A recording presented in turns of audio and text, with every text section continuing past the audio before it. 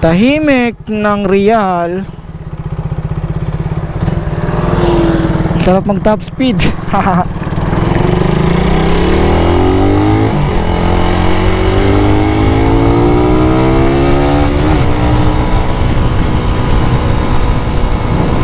So yan guys, good morning po sa ating lahat. Ngayon ay kasama natin si King dahil siya ay atin lilinisan o maghuhulog tayo dito ng tigli 5 piso dito sa may pressure washer sa may Aslom. Dahil si King ngayon ay napakadumi o may mga alikabok. So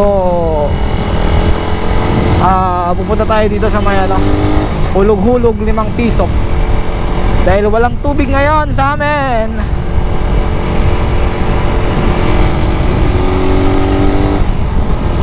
Grabe, na-miss ko gamitin si King. Kanina may napansin ako, ang kapal pala talaga ng ang kapal pa talaga ng gulong ni King dahil yun nga ngayon lang ulit natin siya nagamit.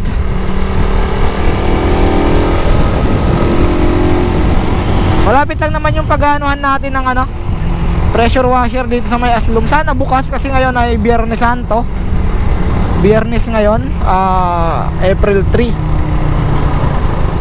Sana ay open para makapaglinis tayo ng motor. Maganda dito guys kasi may may sabon, may blower. Yan, nagdala nga ako ng pamunas eh. Ayan ang dumi ni King. Sana bukas. Ngayon ay open, lagot. Mapapasabak tayo sa linis.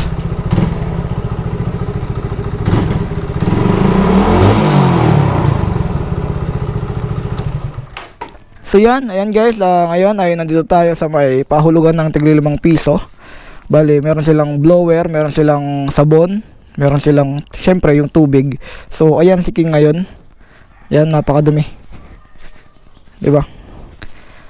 Alikabok kasi matagal-tagal din na stock si King doon sa may parkingan natin. Yan. Pinalagyan ko lang ganito kasi medyo luma na yung seat cover natin. Pakita ko sa inyo. Yan matagal na rin to, mga 2 years or 3 years na ata to. Yan pinalagyan ko ng ganito kasi pag umuulan may mga butas-butas na. Ngayon pag nababasa, matagal matuyo, dumidikit dito sa may pinaka natin, short pants natin. So ayan, gawang Rex Motosit yan, 'di ba? Sa dulag. So lalagyan natin to para kahit mabasa, hindi mababasa yung styrofoam natin, 'di ba? Ayan. Ito nga napansin ko, kinalawang na lang yung natin Motaro chain sprocket natin, pero tatanggal naman to, konting linis-linis lang to. Tingnan natin kung ano yung mga makakaya natin malinisan dito. Napansin ko kinakalawang na, ito pala. Yan pero tingin ko matatanggal naman to, konting kuskus lang. Sana matanggal, di ba? Pero okay lang yun kasi normal lang naman yan. Kahit hindi siya nabasa, syempre nauulanan, talsik-talsik, kinakalawang pa rin, di ba? Tsaka ito yung niya, yung swing arm. Since may katagalan na talaga si King, ayan, kinakalawang na. So, 'di ba? Repaint lang naman yung katapat diyan. Yan, RCB. Tigas. Na-stuck, 'di ba? So, tara guys, wag na natin patagalin. Paliguan na natin si King.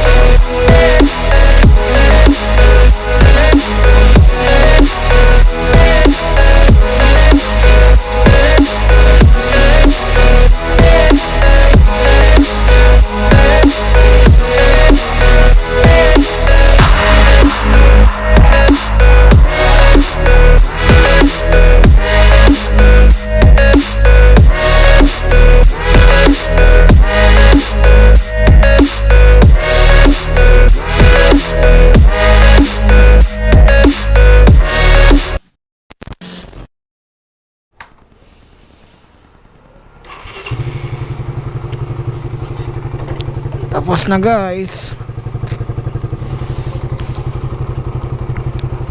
Hindi na natin masyadong pinunasan dahil maaraw naman.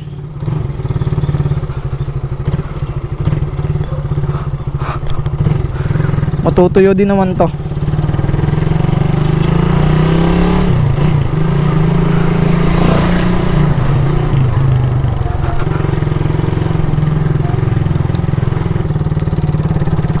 Alright. So tapos na tayo mag-washing. Bali ngayon, since matahimik yung kalsada,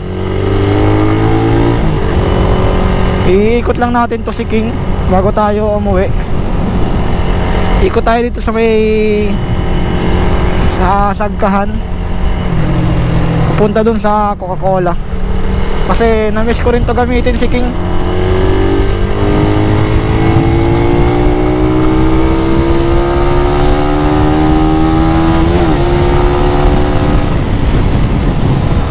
Ang sarap pa rin ni King, grabe. Third gear 100. 100 na, third gear pa lang.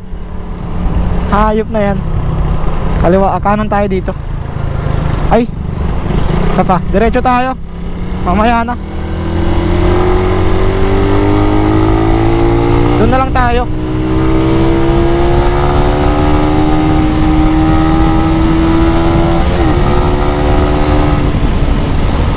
Hayop na yan.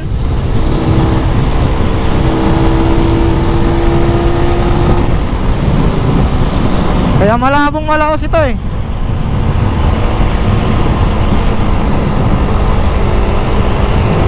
Walang iya.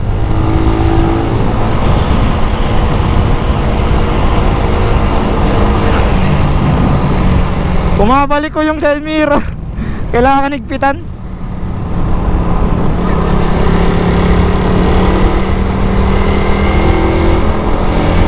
Grabe, na-miss ko to gamitin.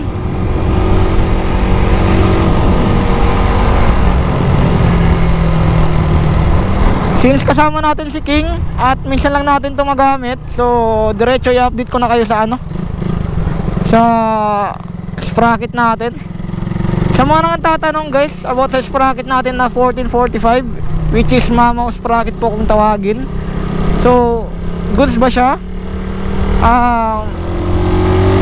Hindi ba nagkakaroon ng problema sa engine natin? So wala pong problema kasi sprocket lang naman yung pinalitan. Tsaka hindi naman tayo naka-stock na tambucho. Aftermarket naman po yan. So wala namang problema. Hindi naman hirap yung engine natin para kontrolin yung sprocket. So okay lang naman siya, wala naman siyang problema. No remap, diba?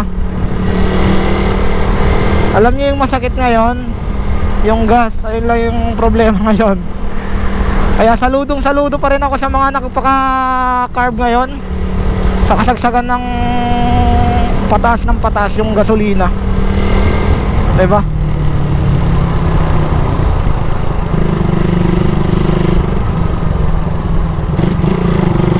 Strolling lang natin to. Na-miss ko rin gamitin si King eh.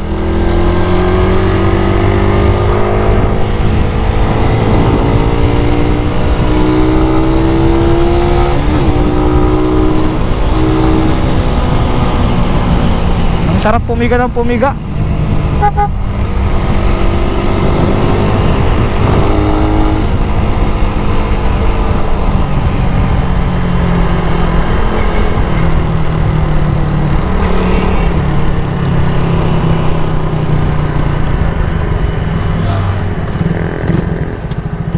Kanan tayo dito sa may Kalipayan.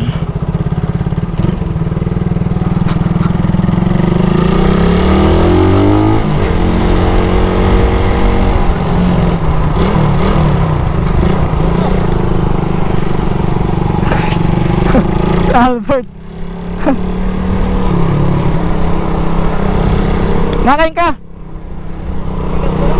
Ha? Oo. Mahuli ka na. Malibot lang ako. Si Albert.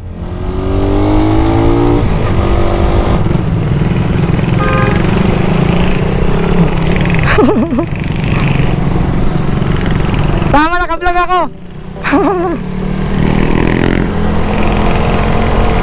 Rap, grabe, dalawa yung nakita natin na tropa ngayon. Guys, yun lang naman po yung video natin ngayon. Maraming salamat po sa inyong panonood. See you in my next vlog. And ride safe po sa ating lahat. Peace out.